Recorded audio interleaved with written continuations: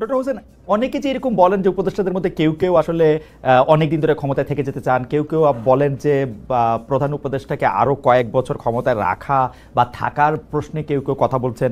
অনেকে একথাও বলেন যে নির্বাচন প্রশ্ন উপদেষ্টাদের বিরুদ্ধে স্পষ্ট 2 বা 3 ভাগ রয়েছে। এই ব্যাপারগুলি কি আসলে সত্য? ডক্টর হোসেন, আপনি কি আসলে মনে করেন যে এই সরকার আরও একটু বেশি সময় থাকলে পলিটিক্যাল গভর্নমেন্টের চেয়ে আরেকটু বেশি লাভজনক হবে বা থাকা উচিত, বা আপনি কি আরো থাকতে চান কিনা, সরাসরি যদি আমি প্রশ্ন করি? আমি খালেদ, আপনি আমাকে চেনেন, আজ থেকে চেনেন না তো? জি জি, 30 বছরের মতো সময় ধরে চিনি। জি, 30 বছর মতো হয়েছে। জি, আমি যদি ক্ষমতায় থাকতে চাইতাম তাহলে বহু আগে আমি থাকতে পারতাম। ওকে, আমি একবার আপনাকে বলেছি। Right right. তারপরে কনসিকুয়েন্সেস কি হতো সেটা পড়েন না, right, but I could have any time. তো আমার ওই ধরনের কোনো ক্ষমতা থাকার ইচ্ছা নাই। আমি যতটুকু সময় পেয়েছি আমি কিন্তু একদম খুব সিনসিয়ারলি আমি সাধারণ মানুষের জন্য, কারণ আমি যেখানে আছি দুটো মন্ত্রণালয়, একটা হচ্ছে আপনার নৌ মন্ত্রণালয় আর একটা হচ্ছে শ্রম মন্ত্রণালয়। আপনি দেখেছেন যে শ্রম মন্ত্রণালয়তে আমি কতখানি সিনসিয়ারলি শ্রমিকদের ভাগ্য উন্নয়নের জন্য, একই সাথে মালিকরা যাতে শ্রমিকদের সাথে শ্রমিকদের দেনা পাওনা দিতে পারে সেজন্য যতটুকু করার, আমার মনে হয় যে এর আগে কোনো শ্রমমন্ত্রী এইভাবে করেনি। তো এটা আমি করেছি আমার নিজের উদ্যোগ, যেটা বলেন, বা আমি জনগণের জন্য, শ্রমিকদের জন্য, দেশের একটা সার্বিক যে পরিস্থিতি ছিল সেখান থেকে উত্তরণের জন্য। দ্বিতীয়, আপনি দেখেছেন যে নৌ মন্ত্রণালয়ে আমি আজকেও আমি বড় একটা মিটিং করেছি, এবং আমি কিন্তু প্রত্যন্ত অঞ্চলে যেগুলো নিরবিচ্ছিন্ন, একেবারে ধরেন যদি বলি ইংরেজিতে গড ফর সেকেন্ড প্লেস, যেখানে যোগাযোগ ব্যবস্থা এত খারাপ, নদীর মধ্যে ভাসমান লোকজন, চরের মধ্যে কোনো যোগাযোগ নাই, আমি সেসব জায়গায় চেষ্টা করছি অন্তত নৌপথের যোগাযোগ উন্নত করার জন্য। আমি এই কাজটুকু করছি, এবং এই কাজটুকু করায় আমার একটা ভেতরে একটা আনন্দ আছে। এটা আমি অত্যন্ত সাধারণ, একেবারে যদি বলি যে অত্যন্ত সাধারণ মানুষের সাথে আমার একটা যোগাযোগ, একটা কানেকশন হচ্ছে। এটা আমি অনেক আগের থেকে, আপনি জানেন, আমি যখন ইলেকশন করছিলাম তখন থেকে শুরু করে এ পর্যন্ত আমার এটাই আমি একটা বড় অ্যাচিভমেন্ট মনে করি আমার জীবনের। আমার এরপরে আর কোনো খায় থাকার ইচ্ছা নেই। এরপরে যে যদি বলি আপনাকে, আমার অভিব্যক্তিটা বলি, এরপরে পাওয়ারে থাকতে হলে আমাকে আমার প্রিন্সিপাল ত্যাগ করতে হবে। এটা এখন আর সম্ভব নয়। না, আপনাকে ধন্যবাদ। কিন্তু আমরা আপনি ঠিকই বলেছেন, আমি 30 বছর ধরে আপনাকে চিনি। আমরা যারা সাংবাদিকতার সঙ্গে আছি তাদের অনেকেই আপনাকে আসলে একই সময় ধরে চিনে জানে। আমি যেটি বলতে শুনেছি, আমি বাংলাদেশ থেকে একটু দূরে থাকলেও আমরা তো আসলে বিভিন্ন সময় বিভিন্নভাবে বিভিন্ন জনের সাথে কথা হয়। অনেকেই বলছেন যে ব্রিগেডিয়ার জেনারেল এম সাখাওয়াত হোসেনকে আমরা গত 10 মাস ধরে একটু আলাদা দেখছি, বিশেষ করে গত 2-3 মাস। যেই প্রসঙ্গটি ধরে তারা বলছেন সেই প্রসঙ্গটি হচ্ছে চট্টগ্রাম বন্দর। চট্টগ্রাম বন্দর পরিচালনার কাজটি আপনারা বিদেশি প্রতিষ্ঠানকে দিতে চাইছেন। প্রথমে আমরা ভেবেছিলাম যে ডক্টর মোহাম্মদ ইউনূসই এই ব্যাপারে সবচেয়ে বেশি আগ্রহী, তিনি এটি জাস্টিফাই করতে চাইছেন, আপনাদেরকে বুঝাতে চাইছেন, কারণ তিনি একটি এনজিও ধর্মী মানুষ, তিনি গ্লোবাল এনজিও গ্লোবাল ফিল্ডে কাজ করে তিনি অভ্যস্ত। তিনি আসলে আমরা দেখেছি ডাননের মতো বা বড় বড় কর্পোরেট হাউসকেও বাংলাদেশে এসে যাতে তারা ব্যবসা করে, কাজ করে, সেই সব ব্যাপারে তারা অনেক আগ্রহ আছে। গ্রামীণ ফোনের ক্ষেত্রে টেলিনরকে আনা টানা এইসবের ক্ষেত্রে আমি এটা বলতে চাই।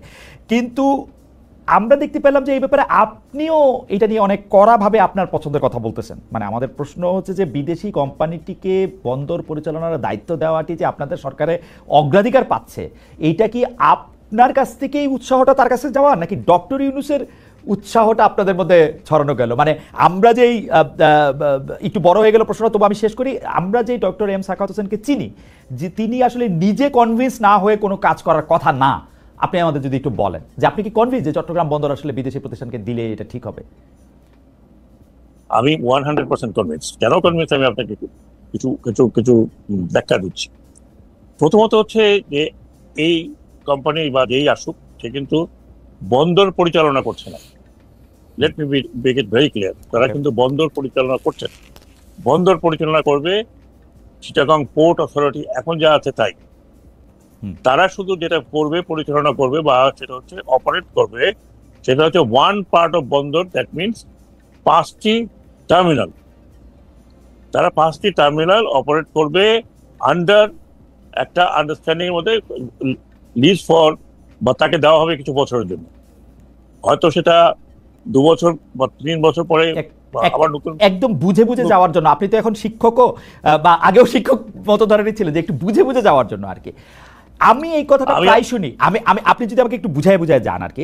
আমি এই কথাটা প্রায় শুনি যে তারা বন্দর পরিচালনা করবে না, তারা আসলে 5টি টার্মিনাল অপারেট করবে। কিন্তু আমার প্রশ্ন, বন্দরের যে টোটাল কাজ, তাকে যদি আমি 100 বলি, 5টি টার্মিনাল অপারেট করাটাও তো তার মধ্যে একটা বড় পার্সেন্টেজ। সেই পার্সেন্টেজ আসলে কত? মানে বন্দর পরিচালনার সিংহভাগই তো টার্মিনাল অপারেট করা আসলে, নাকি? না বন্দর শোনেন, না আমি একটা জিনিস বলেন, টার্মিনাল অপারেট করা মানে, আর এখন ধরুন আমাদের 18 বছর থেকে আমাদের একটা প্রাইভেট কোম্পানি বাংলাদেশে তারা পরিচালনা করছেন, এখন মানে আপনি একবার চিন্তা করেন, ওই কোম্পানিটি পরিচালনা করেছিল, ওই কোম্পানির জায়গায় যদি তাকে মানে যেহেতু 18 বছর বা 16 বছর থেকে আছে, তাকে ডিপিএম মেথডে করতে করতে করতে করতে কিছু ভেস্টেড ইন্টারেস্ট তার সাথে ঢুকে গেছে। এবং এই ঢুকাতে আমি মনে করি বন্দরের যে কয়েকটা জিনিস তো হয়নি।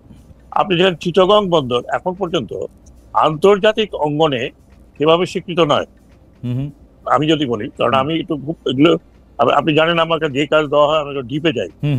অনেক সময় অনেকটা লোকের হয়তো আমি একটু আগাম বলে ফেলি, এই জন্য চুপচাপ থাকি। এখন আগাম বলে ফেললে আবার লোকে হয়তো বুঝতে পারে না, কিন্তু পরবর্তী পর্যায়ে দেখা যায় দ্যাট ইজ কারেক্ট। যেই কোম্পানির কথা বলা হচ্ছে, আমি দুটো বলি, এখন বলতেই পারি, এটা হচ্ছে Dubai port authority. Dubai port, তার মানে এটা একটা পোর্ট, আপনার একটা বিশ্বব্যাপী পরিচালনাকারী, তারা অপারেটর এটা মনে রাখেন, অপারেটর। সেই দুবাই পোর্টের সাথে বিগত সরকারের একটা আন্ডারস্ট্যান্ডিং হয়েছিল। সেই আন্ডারস্ট্যান্ডিং এর জায়গায় মাঝখানে একটা গন্ডগোল তারা করে ফেলেছে। সেটা হলো, যেটা দুবাই পোর্টকে দেওয়ার কথা ছিল সেটা, ওইটা বাদ দিয়ে তারা সৌদি আরবেকে দিয়েছে। সৌদি আরবে কিন্তু রেড সি বলে তাদের সৌদি আরবের কোম্পানি একটা পুরো আপনার 4টা টার্মিনাল কিন্তু অপারেট করছে এখন। হ্যাঁ, সেটা দুবাই পোর্টকে দেওয়ার কথা ছিল। তখন তাদেরকে দুবাই পোর্টকে বললো, দুবাই পোর্ট যখন প্রোটেস্ট করলো যে এমওইউ করার পরে তোমরা আমাদেরকে দিচ্ছ না কেন, তার মানে there is something fishy।